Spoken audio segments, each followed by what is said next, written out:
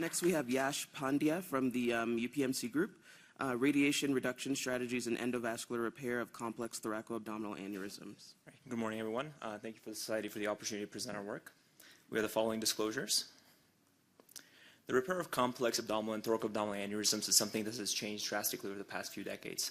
From invasive operations that require sometimes opening both the thorax and abdomen in some cases to now completely percutaneous endovascular approaches, which involve the use of both on and off-the-shelf devices as well as physician-modified endografts, definitely come a long way.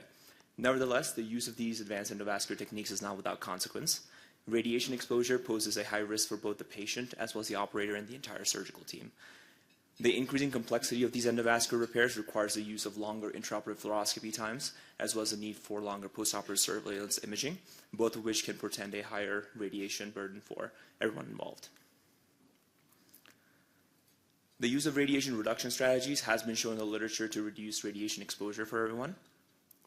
This paper here by Dr. Odisher's group from Mayo Clinic is one of the represented ones in the field. It looked at nearly 400 patients in their experience, showing the increasing use of all-in-lay fusion and cone beam CT, and they showed a reduction in fluoroscopy time and cumulative air kerma. Despite a higher case volume and complexity in their cohort, the operative effective dose had decreased. It should be noted, however, that by the time that this group was using these strategies, they were pretty well adept at using these techniques.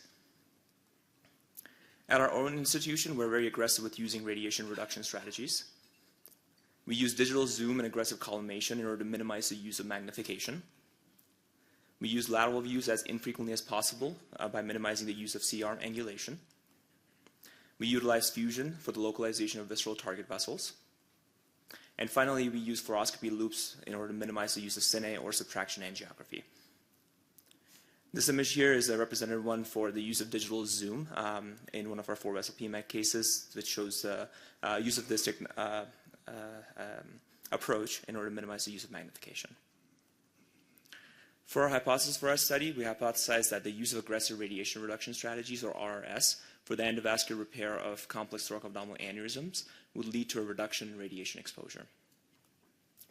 This was a single-center retrospective study conducted at the University of Pittsburgh Medical Center Presbyterian Hospital, which is a large quaternary healthcare center.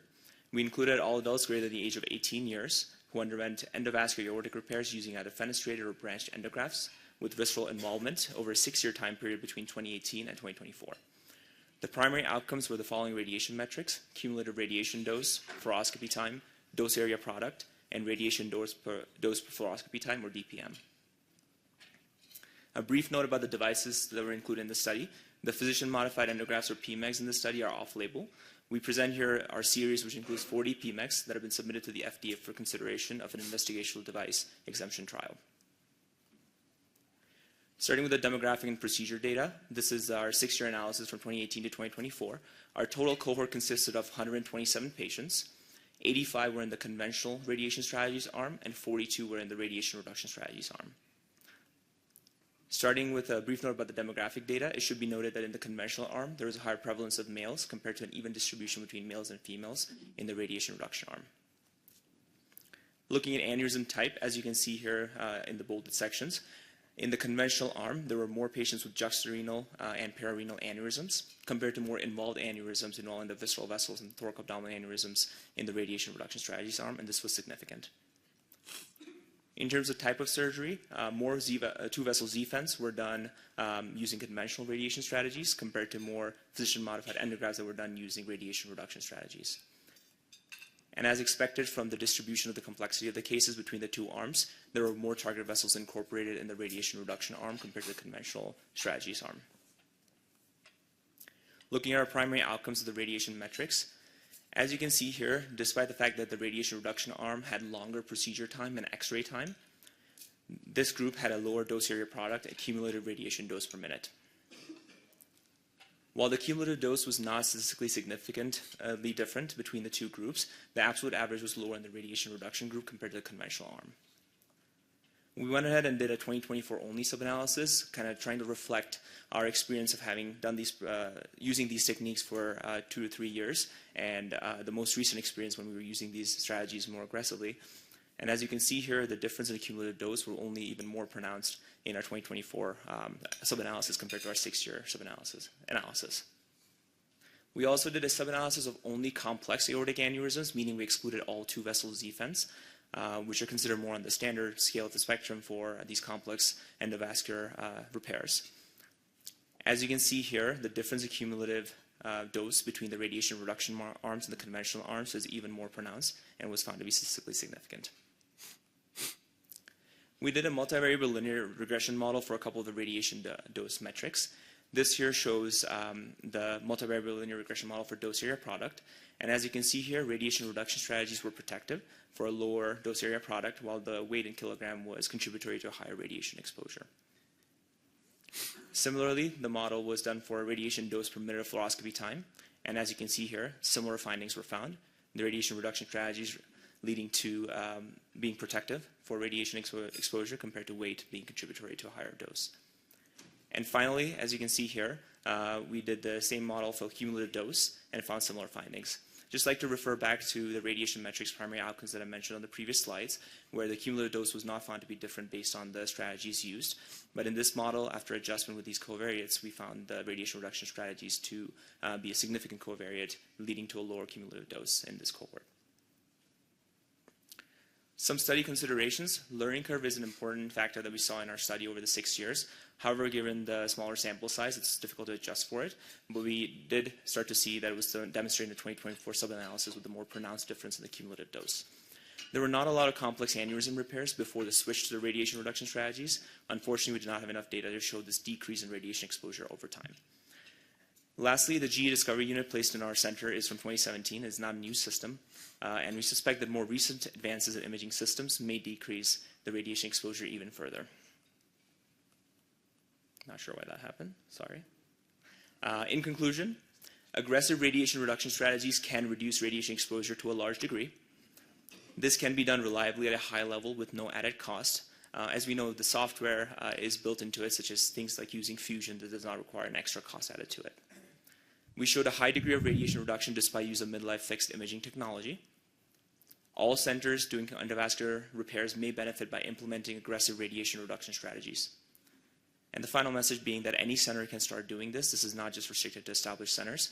Our own experience of having done this for the past 3 to 4 years showed that we were able to reduce the radiation burden to everyone involved, the patient, the operator, and the entire surgical team. Thank you.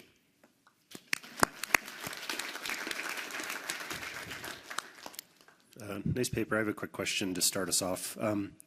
You alluded to the learning curve aspect, and I think over time, obviously, as you do more cases, you're going to be more adept at radiation reduction strategies. But the way you presented these cohorts is all sort of suggests that one day you guys were like, you know what, we should probably reduce our radiation. So today we're going to start doing this. So was it more of really an organic transition, or how did you define when these reduction strategies went into practice? Yeah, that's a good question. So I think that kind of refers to the fact that Dr. Lang, who's one of the corresponding author on the paper, he's the one who has been kind of championed the physician-modified endograft program, and this kind of started in 2021, after which point he started to use these radiation reduction strategies. And the experience in that cohort is reflected by his own experience of doing these PMEGs.